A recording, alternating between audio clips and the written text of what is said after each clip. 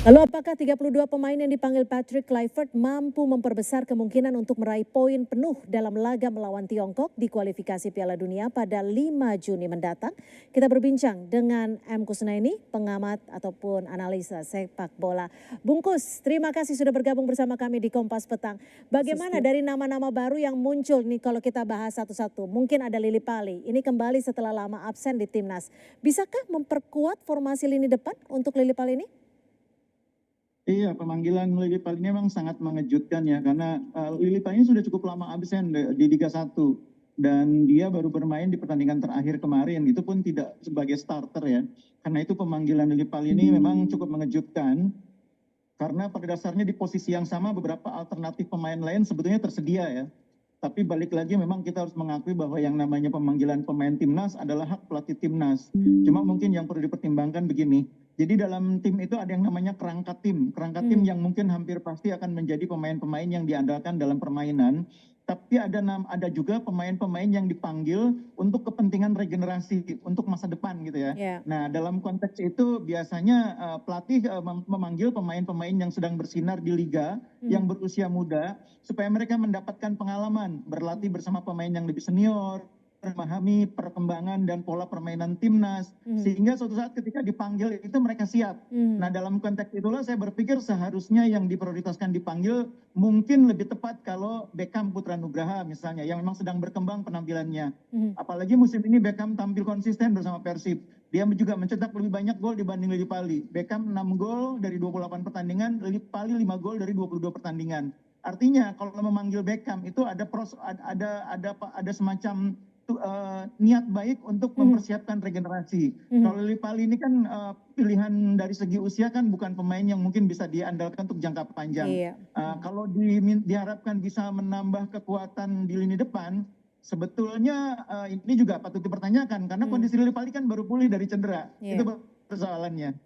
Nah, Bung Kosne ini kalau kita lihat kan ada Marcelino, Marten Pas, ini juga terkena akumulasi kartu kuning. Apakah akan berbahaya untuk timnas kita sendiri nanti saat melawan di babak selanjutnya? Secara materi sebetulnya tidak terlalu mengkhawatirkan ya, karena di posisi penjaga gawang kita masih punya penjaga gawang yang kualitasnya tidak kalah bagus ya. Kita masih punya Odero, pelatih timnas saat ini juga memanggil Reza Arya, penjaga gawang yang cukup baik dari PSM Makassar. Di depan mungkin kehilangan Marcelino agak sedikit berpengaruh, dan itu mungkin salah satu alasan mengapa Lily Pali dipanggil ya. Karena memang di posisinya Marcelino itu pemain yang bisa bermain lebih melebar. Lily Pali salah satu alternatifnya. Iya. Cuma memang seperti yang saya bilang tadi, Lily Pali ini baru pulih dari cedera, sehingga mungkin kalau diharap bisa menjadi starter sebagai andalan, itu juga mungkin sesuatu yang bisa positif, bisa juga negatif gitu.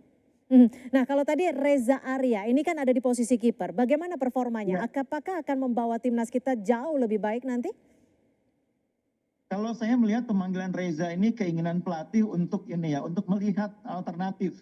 Karena posisi dua kiper utama itu sudah jelas, Martin Pas dan Audero. Kiper ketiga itu yang dicari, entah itu Nadeo, entah itu Hernando, atau sekarang ada pilihan Reza Arya. Lebih merupakan upaya pelatih untuk melihat alternatif, terutama pemain atau kiper yang punya prospek ke depan. Ini benar ini cara memilihnya.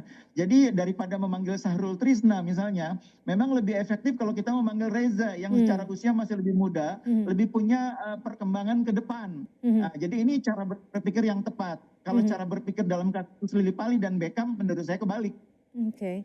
Nah, lalu apa sekiranya strategi yang harus disiapkan Kluivert saat melawan Tiongkok nanti agar setidaknya kekalahan sebelumnya tidak tertulang nih? Iya, lawan Tiongkok itu adalah pertandingan yang tidak bisa ditawar, harus menang ya. Dan Indonesia tidak punya pilihan lain kecuali harus mengalahkan China atau Tiongkok untuk menyegel posisi ke putaran keempat. Supaya nanti di pertandingan terakhir lawan Jepang kita tidak terbebani kewajiban harus menang di kandang tim yang sangat kuat. Karena itu saya berharap di persiapan yang lebih panjang kali ini, di pertandingan berikutnya, kita bisa menampilkan performa yang lebih bagus. Dan kalau melihat materi pemain yang dipanggil oleh Kluivert, sebetulnya sudah terbayang apa yang akan dia lakukan, cara mainnya seperti apa, susunan pemainnya seperti apa sudah terbayang. Tidak akan berubah dibanding pertandingan terakhir kemarin, kecuali Marcelino dan Martin Pas. Oke, baik. Mudah-mudahan ini akan membawa hal baik saat bertandang ataupun saat melawan Tiongkok pada Juni mendatang. Terima kasih, Bung Kusnaini.